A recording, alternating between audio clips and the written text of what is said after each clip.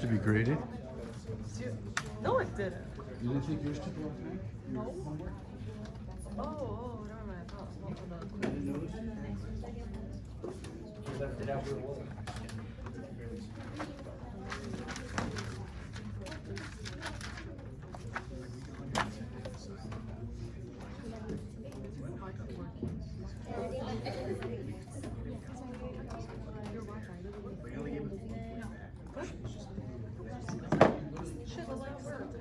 Well, like if you're reading things. Oh, hang on, right now it works. Okay, we ready? Ready to get started? We're going to finish week 5 today. We have one of your longer in-class assignments today, so we got to make sure and leave ourselves at least 20 minutes. Yeah. Can you believe it? That's like twice the size of a normal in-class, isn't it? Okay, I also want to point out, see crude oil right there? It's gone up about $5 a barrel the last few days. So you guys plan ahead. Buy gas today because it's going up to $3.40, $3.50, $3.60 here in the near future. It's the things going on in the Middle East are causing the crude oil to go up in price, which will then affect our economy a little bit. But what's going to affect our economy more, possibly, is what strike's going on. Anybody know? Port strikes. Say it again. Port strikes. What strike? Port. Yeah, the port, where the ships come in and they unload the ships. They're all striking on the East Coast and the Gulf Coast.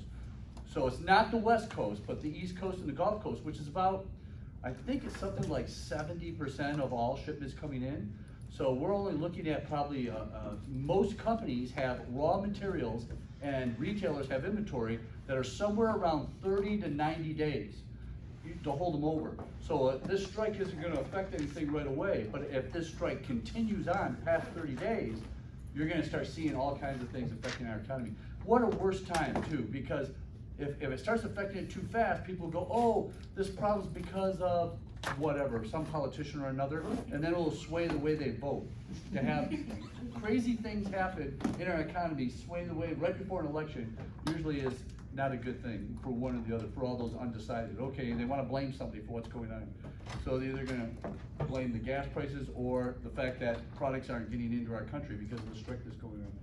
So everybody, if you get a chance to read about the port, the strike, the ship ports that have all the striking going on and those who unload the ships, please read about it because it could have, it's been since, I think it said something like the 1970s or the 1990s since they've had a strike like this. So if it goes on too long, it's going to affect everyone. All right, so now let's get to the good stuff. In order to conduct a hypothesis test for the population mean, this is a hypothesis test. I need you to tell me whether we're going to use a 0 to T on this problem when we do this hypothesis testing, which is going to be just like your next quiz. A random sample of 24 observations is drawn from a normally distributed population. And on the quiz, I'll just say a random sample of 24 observations are drawn from a population. The resulting sample mean and standard deviation is calculated to be 4.8 and 0.8 respectively. Conduct the following tests at 5% significance. Are we using Z or T? T. I don't know. I don't know. Okay, here's the key words right here. The resulting sample mean and sample standard deviation. That's why it's T. Sample, and I want to make sure you realize what's coming. I want to make sure you realize what's coming because on the quiz, this is probably what it's going to say. The resulting sample mean and standard deviation. The word sample will not be repeated twice.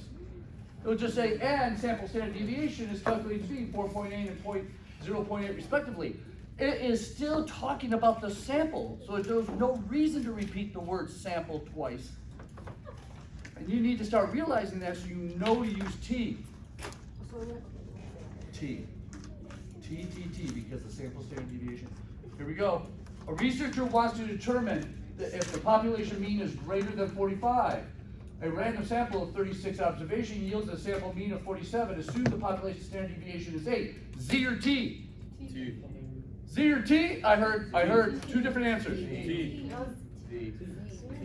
Okay, here's the key words. assume that the population standard deviation is 8. Population standard deviation is always Z. Z, just like on confidence intervals. It was always Z. This is what you gotta detect as you're reading these. It's real. I think it's easier to detect a population standard deviation than it is a sample. Because sometimes the sample is described in the same sentence with the sample mean, and you gotta stare at it long enough to go, oh, this is the sample standard deviation. But when the population standard deviation is being described, it almost always includes the word population in front of the word standard deviation. So it should jump right out at you that this is Z. This one should be easy. You ready? Now don't forget, these aren't even including proportions. We haven't done proportions yet. That's next week. And you know what's in 2 weeks from today? That's right. That's right. And what's crazy about this next quiz is yet it's so similar to the first quiz. The first quiz, I just drilled into you. Focus on whether you should use Z or T based on whether you have the population standard deviation or sample standard deviation. Here we are in the next quiz, all about hypothesis testing. And all I'm asking you to do is focus on one thing, the same thing you focused on quiz 1. Are you being described a population standard deviation or a sample standard deviation? I mean, it needs to jump out at you. You've got to get so used to these that it jumps out at you, and everybody will ace the next quiz. This is the key. The most points that were lost is because you accidentally thought you were reading one that needed a T and it needed a Z, or vice versa. That was where the most points were lost on the first quiz. And it will happen on the second quiz either unless you focus on this. This is exactly what this is about. No, I'm not posting these. I heard you guys. A research analyst disputes a trade group's prediction that back to school, by the way, I put a prediction on the internet and I'm getting all kinds of weird feedback from it, all kinds of responses. But this is being recorded, I can't talk about it. A research analyst disputes a trade group's prediction that back to school spending will average $606.40 per family this year. She believes that the average back-to-school spending will differ from this almost. She decides to conduct a test on the basis of a random sample of 30 households with school-aged children. There's our sample size, 30 households.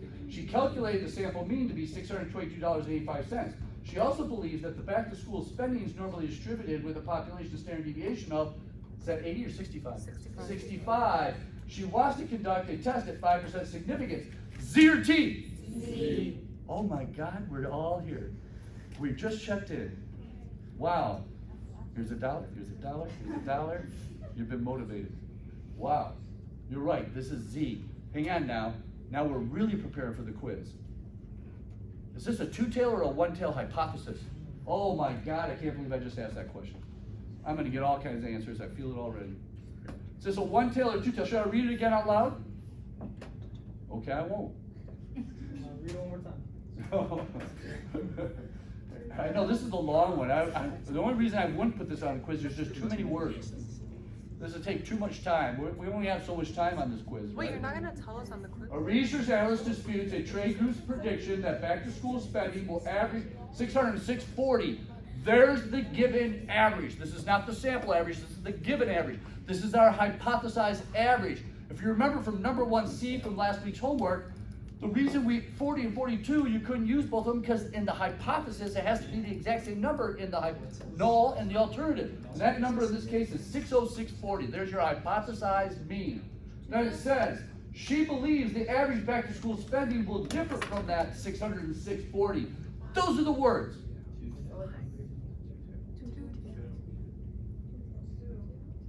Oh, because you're already in. You can't just hear Nick go, oh, it's two-tailed, because that's what Nicholas said.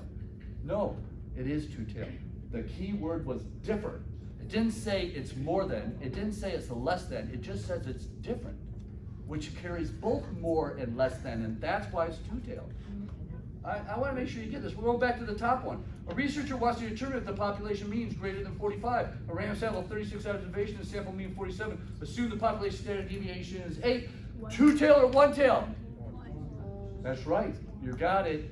The key word there was greater than 45. Greater than. No. So on the test, when we get to distinguish whether it's one or two-tail from Absolutely. You got to give me the null hypothesis and the alternative hypothesis to start this problem out.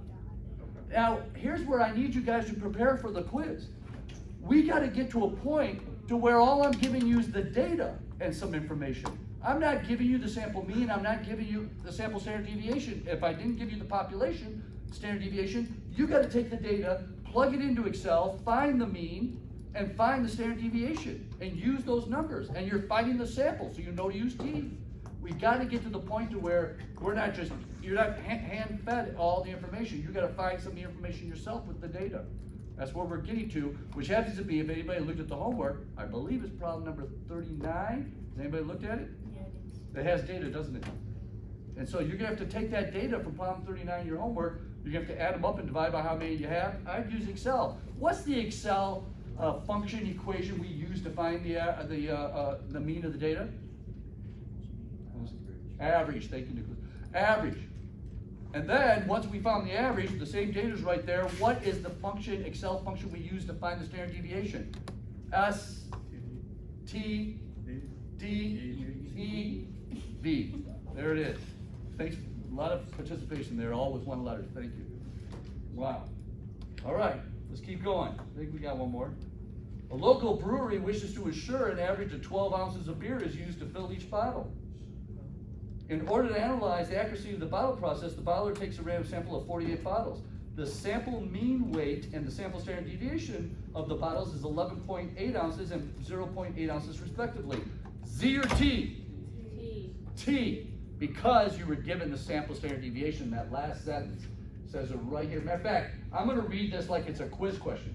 The sample mean weight and the standard deviation. I'm not repeating the word sample there. That's so giving it away. You gotta realize, oh, this is all one sentence and it's describing the sample, so that must be the sample standard deviation. Plus, there's no way it could be the population standard deviation because it's not part of the sentence of the population, and it doesn't have the word population in front of the word standard deviation, so it's gotta be sample. So this would be T. All right, now let me stare at it for a second. One tail or two tail? Yeah. I heard it. Who said? No, I thought I heard it. Two tail.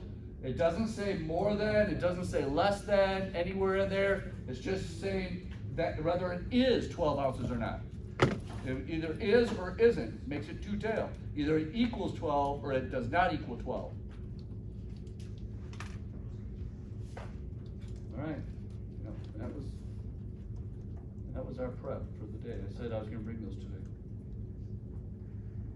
What price is gas going to within a week? 350. There you go. Be prepared. All right, get rid of that. All right, so 2 weeks from today is our quiz. So all we have is today's lecture, 2 lectures next week, 1 the week after, and then our quiz is on Thursday. And then is it spring break after that? Just check. Man, we need a break. Don't we need, or isn't it Thanksgiving? Something, it's not coming fast enough.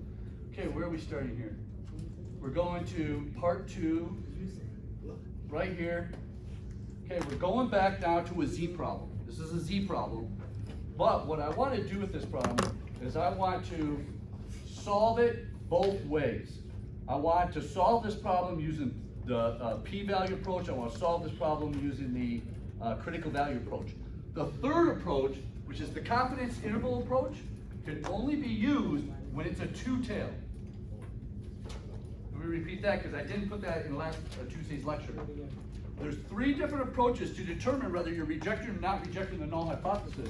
The p-value approach, the critical value approach, and then the confidence interval approach. But the confidence interval approaches can only be used if it's two-tailed. Whether you're doing T or Z, you can only use confidence interval if it's two-tailed. That you meant by both? Okay, yeah.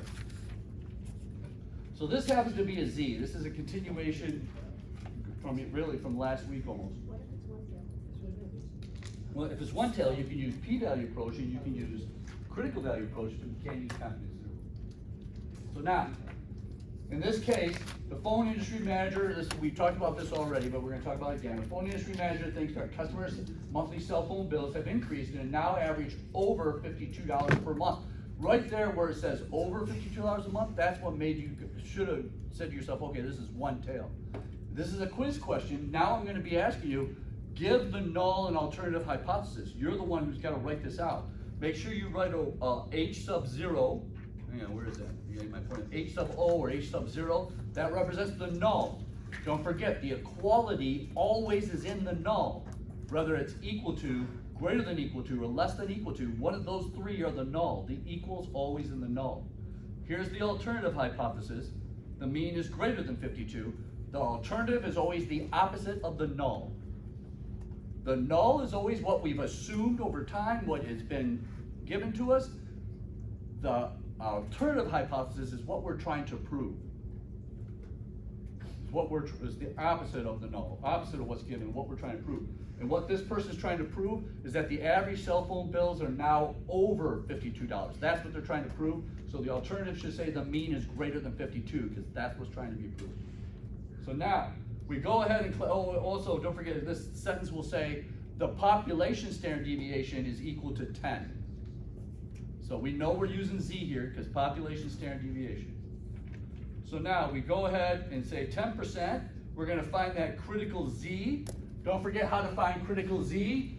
Right here, equals norm S, IMV, parentheses, what goes in there? If it's a one tail, just the confidence goes in the parentheses. If it's two tail, it's the confidence plus half the significance. Is this a one tail or two tail about this cell phone bill? One tail. So all we're putting in there is the confidence. So we go, hang on a minute, let me get a blank Excel sheet. I don't think I have one. Boom, boom, boom. Wait, do we have this already? We may have done this one already. Where's it? Nope, right here. Here we go. What did I say is gonna go in there? Just the confidence? How much is the confidence? What's the significance on this problem? Let me go back to the PowerPoint. 10% significance, so what's the confidence? 90%, very good. So let me go back to this Excel. Let's see if we have a 90%er on there. That one has 95 in it, that one has 97.5, that one has 99.5. What about this one? Is this 90? No. So we'll go ahead and make a new one. There we go, right there. And we're gonna norm S, IMV, we're putting 90% in because the significance is 10%. And because it's one tail, we're only putting the confidence in. We don't have to add half the significance with it. You with me? Everybody's with me? So we should get 1.28, I think. Is that what it is? There it is, 1.282. Go back to the PowerPoint. There's where 1.28 is. Why is it up here on this side instead of down here? Why is that 1.28 there we just found instead of negative 1.28? Why did we put it on the right side up there? Because it's one tail, but because the one tail says greater than. Because it says greater than, that's why we want to be in the positive side. If it said less than, we would have used negative 1.28 instead, over here on the negative side. But it says greater than 1.28, so now when we calculate our p-value, if it ends up being on the outside, we're using critical value here, if it ends up being on the outside of 1.28, we reject the null hypothesis. But if our value ends up being on the inside, we can't reject the null hypothesis. So let's see, how many samples are we using? It doesn't say yet. So we went ahead now and we found out the average cell phone bill for how many? We went ahead and did 64 customers. Randomly, every customer had a chance, 64 were chosen, and the average ended up being 53.1. The manager's going, hey, I told you it's over 52, but wait a minute. Randomness could have caused that to be over. We got to calculate if that's significantly over. If it truly proves that the average cell phone bills are over 52 now, instead of being around 52. So we do the math on it. Don't forget the math is always, same with the T, almost the exact same formula. The sample mean, which is the 53.1, minus the hypothesized mean, it's all about the $52, divided by, now this says sample standard deviation because this is T, but really it's population standard deviation because that one's Z. So there's where the 10 comes in, divided by the square root of the sample size, 64, which the square root would be 8. Do all the math of that, we get 0.88. Now before I show you the next slide, let's look at this. 0.88, look at the number line. There's 0, there's 1, there's 2, there's 3.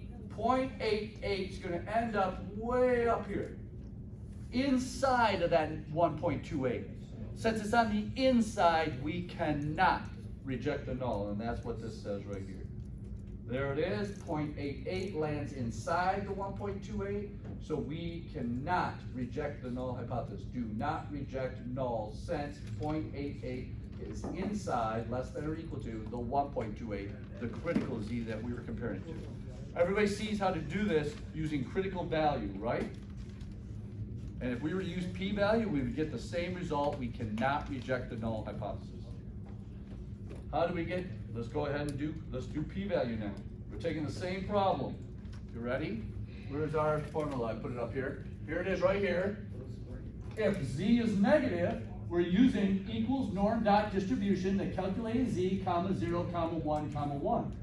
If z is positive, which in this case it is, we're using 1 minus norm dot distribution that calculates z, comma 0, comma 1, comma 1.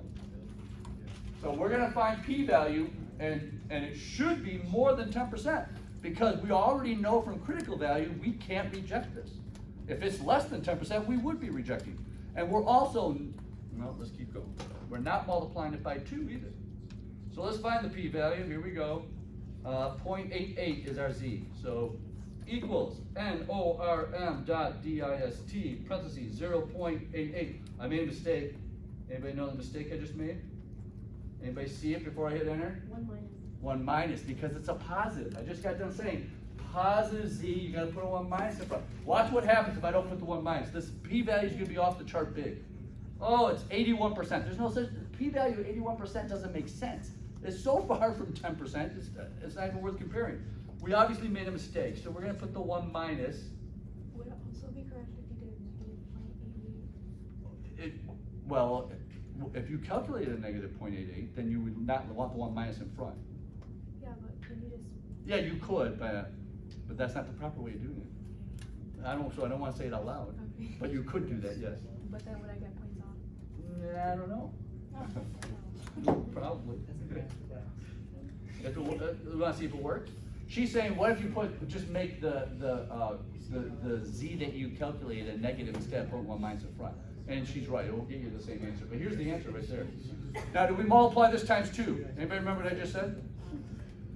No, because it's a 1 tail, it's not a 2 tail. So that's why we're not multiplying it times 2. So we now compare that to 10%. Is 18.9%, 0.189, almost 19%. Is that less than or greater than our significance of 10%? Greater than, therefore we cannot reject. Get it? There's p-value, there's critical value. Now, we gotta take this and apply it to a t. Here's our formula. This is if we have our sample standard deviation, right? This is the sample mean minus the hypothesized mean divided by the sample standard deviation over the square root of the number in our sample, which is this formula right here. By the way, this board is so different than it was in previous years.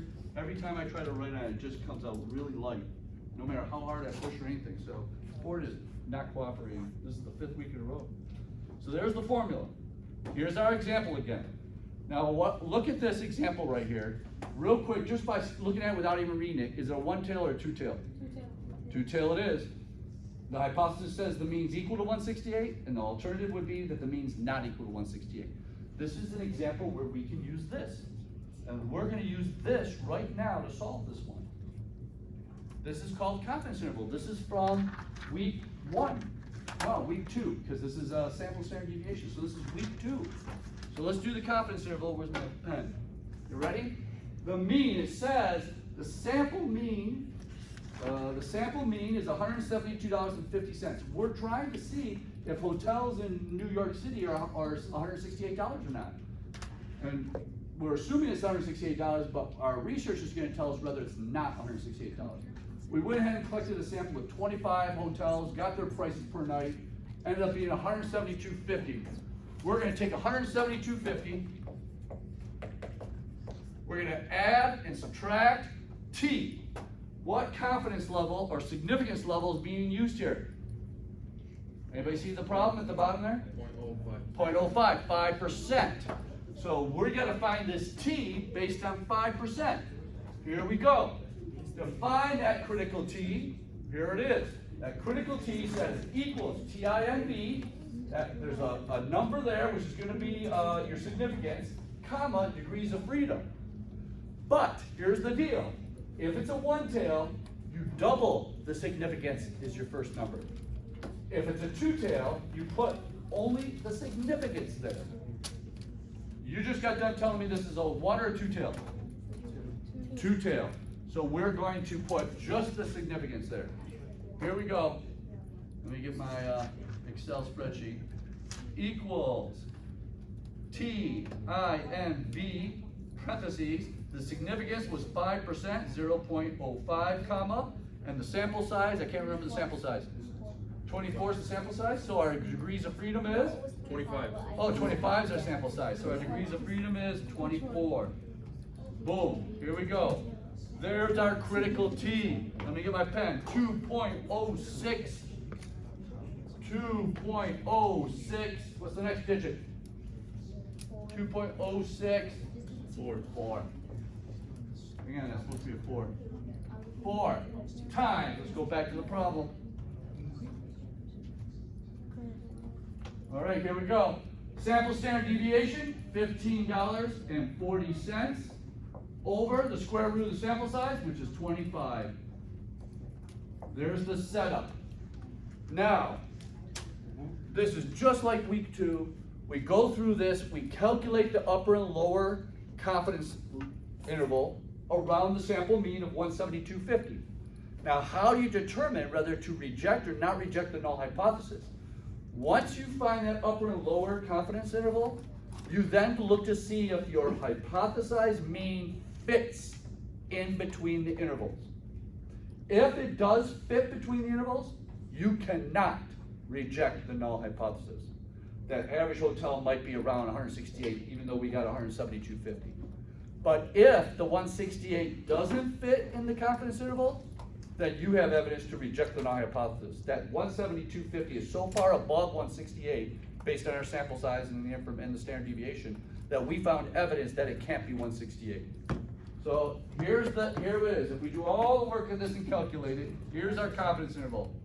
Whoop, there it is. 166.14, 178.86. The hypothesized mean was 168. Notice 168 does fit between these two numbers. It's a little above 166, it's below 178 by 10. 168 fits.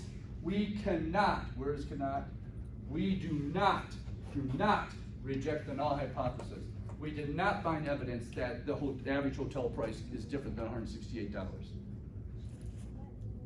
You've now seen an example of Z and T using the p-value approach, the critical value approach, and the confidence interval approach. We need to put it all together now. You ready? We're going to put it all together. So, hang on. I forgot where it is. There it is. Uh-oh. Hang on. Stop looking at that. There. Ready? We're going to start staring at this and saying to yourself, what's the null hypothesis? What's the alternative hypothesis? What's going to be, whichever way we're going to start, whether we're going to start with critical value or p-value, how do we get started? This is what we're focusing on right now. If this happens to be a two-tail, then we're also going to do confidence interval too. So p-value, critical value, and possibly confidence interval in this. The local brewery wishes to ensure that an average of 12 ounces of beer is used to fill each bottle. In order to analyze the accuracy of the bottling process, the bottler takes a random sample of 48 bottles. The sample mean weight and the sample standard deviation of the bottles is 11.8 ounces and 0.8 ounces respectively. Use 5% significance. All right, help me with the hypothesis. H sub O, the null hypothesis, is the mean. Here we go. And H sub A, the alternative hypothesis, is that the mean, now either I'm putting on the top one, equal to, greater than equal to, or less than equal to. So let me stare at this now. Local brewery wishes to ensure that the average of 12 ounces of beer is used to fill each bottle. Equal. Because there's nothing about it being greater than, nothing about it being less than, is there? It's all about it being equal to 12 ounces, is that correct? Yeah. So this alternative would be what? Not equal to 12. Very good, not equal to 12. There it is. There's some points right there. This is just like a quiz. Oh my God, is that quiz next week? Is that quiz this Saturday? This next week? 2 weeks? 2 weeks from today? Oh my God, it seems like it's tomorrow. So there it is, equal to, not equal to. Now, what approach we want to use first? Wait, do I have it on here? Wait, I may have done this. We don't have to do this on the board. Ah, you're right. Equal to, not equal to. By the way, look at me. I found that little graphic to put not equal to. I've been using it so long, I didn't remember where to find it. You guys already know, that's why you're laughing. I'm using the p-value approach. You ready? P-value approach. The sample mean was 11.8 ounces out of the 48 bottles. It's below 12 ounces, but is it so below that we need to stop the process and tell them, hey, stop, you're filling these bottles too low. We got 11.8 ounces. Or is it just because we only chose, what, 48 bottles? And yes, our mean of our sample is gonna be off from the population a little bit. And maybe this is close enough that it is equal to 12. We're statistically gonna figure that out. So we go ahead and use the, oh yeah, was this population or sample standard deviation? Let's take a look up here. Sample or population? Sample. Sample, so it's T. Very good, Haley. Very good. So it's T. So we go ahead and calculate our test statistic T, and we get 11.8 minus 12 is negative 0.2. 0.8 over the standard deviation of 48 gives us the 0.1155. We divide those. Here's our test statistic, our calculated T, negative 1.732. No, I'm not posting this. You'll see in a minute why. So now, remove the negative. Oh my God, what do you mean remove the negative? Only with T are you doing this. Only with T are you removing this negative. Oh, I'm throwing curveballs now. And we're gonna find the p-value. We remove the negative, equals T dist. We just put in the test statistic we calculated, 1.732, comma, 47 degrees of freedom, right? Where are we? Where's this formula? Over here? Here it is, equals T distribution, the calculated T, removing the negative. The degrees of freedom, and then you gotta tell a 1 or a 2. Is it a 1 tail or a 2 tail? This one happens to be a 2 tail. So I went ahead and put 1.732, comma, 47 degrees of freedom, because the sample size was 48, comma, 2 for 2 tail. There's my p-value. We just used T dist so differently than what we're used to using norm.dist. And here is the calculated Z 011. We got to put the degrees of freedom in. We got to put whether it's 1 tail or 2 tail. Now, I am teaching you T dist because this is what I'm using. But there are alternatives. There's T.dist.rt, but this is only used when it's a 1 tail. And you don't have to put a 1 there. You're still putting the calculated T, you put the degrees of freedom, you're just not using the 1. Because you're telling it it's a 1 tail by putting RT, which stands for right tail. This other one is equals T.dist.2T, which represents 2 tail. You still put the calculated T, you just calculate, you put the degrees of freedom, you just don't have to put a 1 or 2 at the end. So you have options here. Personally, I just stick to T.dist, and I put a 1 or a 2 on the end, instead of using these. Just easier for me. But I'll take any of those. You know, some of you have had statistics before. I can see on your answers of your quiz and on your homework that some of you are using some other Excel functions that I'm teaching you, because there are multiple different Excel functions that do the same thing. And I'm just usually focused on the easiest one. But there are 3 different ones here.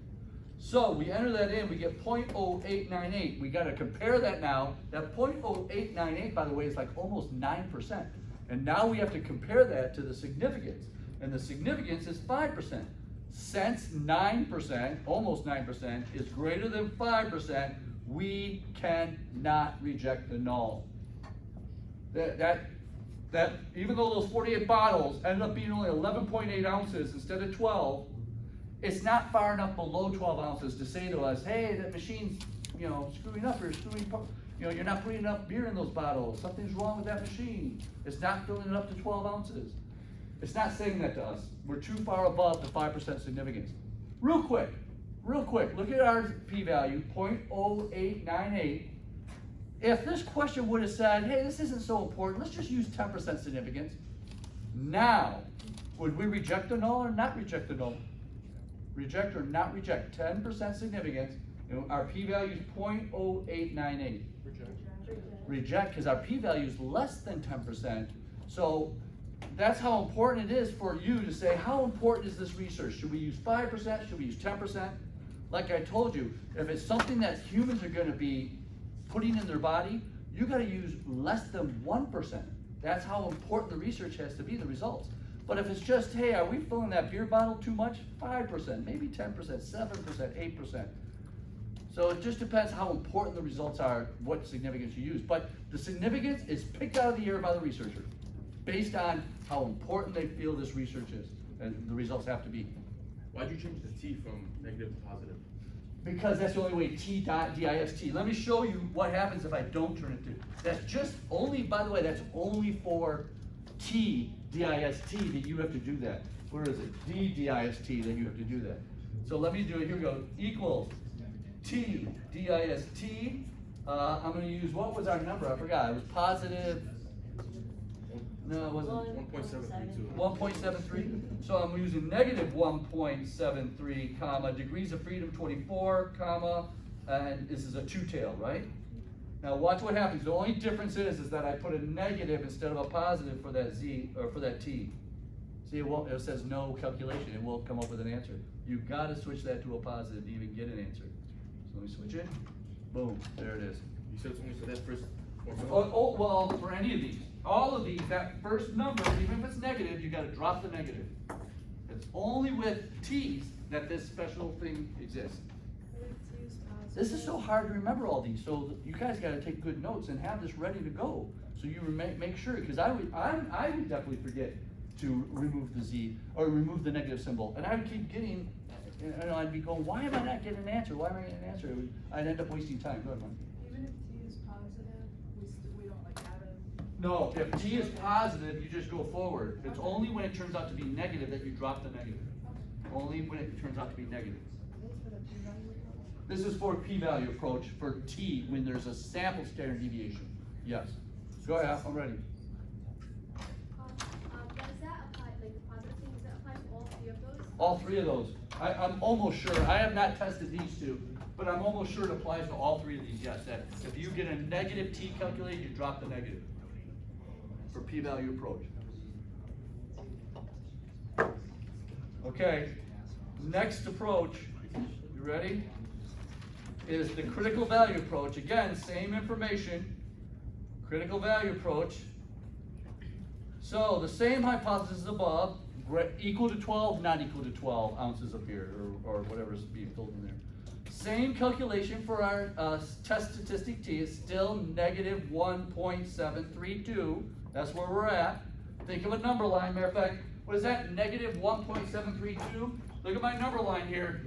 I'm going to say that's about right there. Negative 1.732. I'm putting it right there on that number line. Because we got to compare it to our critical Z, our critical T now. So we have that. Now our significance 5%. So we're going to find our critical T. Here's our critical T formula. This should be in your notes. Equals TIMB. That first number is the significance if it's a two-tail, or it's double the significance if it's a one-tail, comma, degrees of freedom. So I entered it in as 0.05, the full significance. I did not double it because it's a two-tail. All right, so 5%, 0.05, degrees of freedom, there were 48 in the sample, so I put 47. Here's our critical T.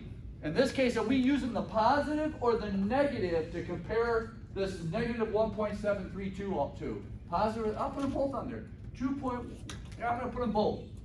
Here is positive 0.12? 0.12. And here's negative, right here, negative 2.012. Here they are, right there, there they are. Look at our calculated number, negative 7.32. Here's the criticals, here's our number.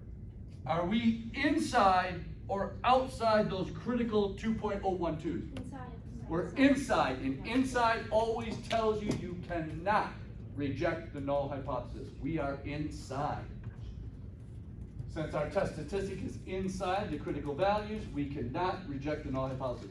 Be careful, a lot of you on your homework were not putting full sentences, you were just saying reject, not really describing as to why you're rejecting or not rejecting. Add some words on the quiz. I don't want you to lose points just by putting because all you did was say reject or not reject without telling me why. What is it you're comparing to make that decision? You have to read out something? Something, write out something to let me know. It doesn't have to be sentence, or you could just put, negative 1.732 is, what is that, greater than? Is greater than negative 2.012, therefore we reject the null hypothesis. You could say that even. You just show that one's greater than the other. However you want to word it, just at least tell me what you're looking at to make the decision. Are those two formulas used only for the critical values? No. This right here? No, no, Right here? Yeah. This is used for critical value, yes. only. I think it's only critical value, is that right, you guys? Is it only critical value we're Do you using? use it for the I think so, confidence? yeah. Right? Because this is a two-tailed, we have a third approach we can use. Confidence interval. So let's take our sample mean. What's our sample mean? I forgot. 11.8. Right there it is, 11.8. We're going to add and subtract our critical t. Where's our critical t? Right there, 2.12. Wow, look at this. We have it right here. What is it again? What is it? That was 11.8. Here we go. 11.8 plus and minus critical t, which is we just calculated in the critical value approach, 2.012 times our sample standard deviation, which is up above here, it's way up there, 0.08, 0.08, is that right, or 80? That's 0.8, I got it wrong. Hang on. 0.8 over the square root of our sample size, which is 48. There is our confidence interval calculation. This is from week 2. Right there. Let me show you on this piece of paper. Here it is, same calculation for our critical t, which is 2.12. So we take the 11.8, we add and subtract that critical t at 2.12 times the sample standard deviation of 0.8 over the square root of the sample size, which is 48. We do the math on it, here it is, 12.0324 and 11.56. Does 11.8, no, what's our hypothesize, 12? Does 12 ounces fit between 12.0324 and 11.5676? 12 is above the 11.5, 12 is below the 12.03, so it is between the two numbers, which is why we cannot reject the null hypothesis, because 12 ounces fits, the hypothesized mean fits within that interval, confidence interval, which is we can only do because it was a two-tail, and therefore we cannot reject. If I go back and show you, no matter which approach we used, it says we cannot reject.